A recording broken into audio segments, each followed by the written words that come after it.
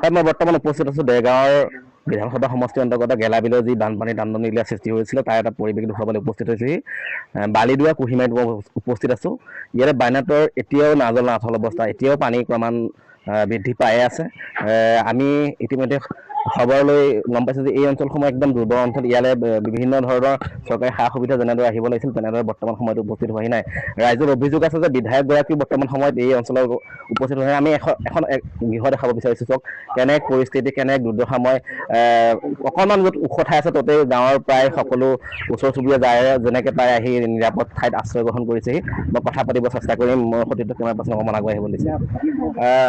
বাইদেউ, মই আপোনাৰ ওচৰলৈকে পোনপটীয়াকৈ আহিব বিচাৰিছোঁ। আপোনালোকৰ ইয়ালৈ বৰ্তমান বিধায়কজন আহিছে নে? কিমান দিনৰ পৰা আপোনালোকে বৰ্তমান এই বানৰ কবলত আছে? আছো মানে হ'ল এতিয়া 2 সপ্তাহ মানেই হ'ল। চৰকাৰী ৰেচন পাইছেনে? নাই পোৱা কোনো সাহায্যই নাইকিয়া। এতিয়া আমাৰ এই ৰাস্তাটো ৰাস্তাটো যদি আমাৰ আহিলেহেঁতেন আমাৰ গৰু ছাগলী উঠাবলৈও তাৰমানে আমাৰ সুবিধা অকণ নাই। যদি আমাৰ এই বিলৰ সতে সমান হৈ থাকে, এতিয়া মতা মানুহ থকা ভাল, আমাৰ এতিয়া মতা মানুহ নাইকিয়া। এই গৰু ছাগলী কলৈ নিম? মানুহকেইটাকে যেনে তেনে বান সাহায্য একেবাৰে পোৱা নাই, একেবাৰে পোৱা নাই, নাই পোৱা। এতিয়া হেৰি এবাৰ দিছিলে, সেইবাৰ এইবোৰ এই ল'ৰা কেইটামানে এইখিনি কিবা পাওঁ। তাৰ বাদ বাকী আমাক এইফালে একো চাবলৈও অহা নাই। এতিয়া ঠায়ে ঠায়ে গম পাই আছো বাৰু, ক'ৰবালৈ গৈছে। গাঁও প্ৰধান আহিছে নাই আপোনালোকে? না।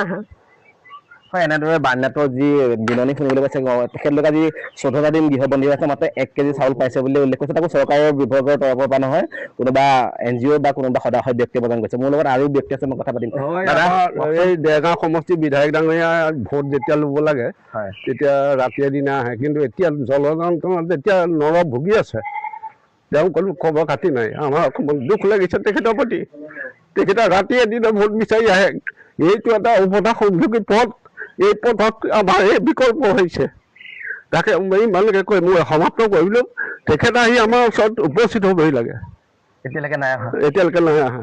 হয়, এনেদৰে দেখিবলৈ পাইছে কান্দোনত ভাগি পৰিছে জনতা। কেৱল ভোটৰ স্বাৰ্থত যে ৰাজনীতি কৰে, সেই ৰাজনীতি এই বৰ্তমান বানকান্ত যি ব্যক্তিসকলৰ লগত কৰিব নালাগিছিলে। এইটো আমি এই প্ৰতিবেদনৰ পৰা গাঁও ৰিপৰ্টৰ পৰা আমি সন্মানীয় বিধায়ক মৃদুল দত্ত ডাঙৰীয়াক আমি অনুৰোধ জনাব বিচাৰিছোঁ। চাওক, আপোনাৰ সমষ্টিৰ জনতাই কেনেধৰণে আজি দুখত ভাগি পৰিছে, চকুলো চাওক। আপুনি এবাৰ আহি জনতাৰ কাষত থিয় দিয়ক। আপোনাৰ যি সমষ্টি আছে, সমষ্টিৰ জনতাৰ কাষত যদি আপুনি বৰ্তমান এইটো সময় নাথাকে, আপুনি থাকিব ক'ত? আমি আপোনাক প্ৰশ্ন কৰিব বিচাৰিছোঁ। আৰু কথা পাতিব চেষ্টা কৰিম। মোৰ লগত আৰু গাঁৱৰ বয়োজ্যেষ্ঠ লোক আছে। আপোনাৰ ওচৰলৈ আহিছোঁ। আপোনালোকে বানপানী ৰিলিফ পোৱা নাই বুলি অভিযোগ কৰিছে, আপোনালোকৰ বিধায়ক অহা নাই বুলি কৈছে। কেনেধৰণে আপোনালোকে লৈছে কথাটো? আমি বিধায়কৰ আজিলৈকে দেখাই পোৱা নাই। এই 12 দিনত এদিনো অহা নাই? এদিনো অহা নাই। 12 দিনততো নালাগে, আগতো অহা নাই। ইলেকশ্যনৰ সময়ত আহিছিলে, এতিয়া নাই। কিন্তু কোনো প্ৰতিনিধি অহা নাই? কোনো প্ৰতিনিধিয়ে অহা নাই। বাকী আপোনালোকে পশুধনৰ কাৰণে যি খাদ্য পাব লাগে পাইছেনে? সেইবোৰ যোগান? গৰু খাদ্য পাইছোঁ, বাকী ছাগলী কুকুৰা হাঁহ সেইবিলাকৰ একো পোৱা নাই। বাকী আপোনালোকৰ খেতি বাতিটো চব গ'ল? 8-10 বিঘা মাটি কঠীয়া, 10 টিং কঠীয়া এইখিনি দেখি আছে। এইটো হয়, এনেদৰে বহুতো অভিযোগ আছে এই অঞ্চলসমূহত। এই অঞ্চলত কিয় আহি জনপ্ৰতিনিধি উপস্থিত হোৱা নাই, কিয় দেৰগাঁও সম জিলা প্ৰশাসনৰ বিষয়বোৰ আহি উপস্থিত হোৱা নাই, ই এক লক্ষণীয় বিষয়। গতিকে প্ৰশাসনক আমি অনুৰোধ জনাইছোঁ, এই অঞ্চলসমূহলৈ যেতিয়া আমি গাঁও ৰিপৰ্টৰ কাৰণে আহোঁ, আমি যদি আহিব পাৰোঁ, আপোনালোকে নিশ্চয়কৈ আমাতকৈ বেছি সুবিধাজনক।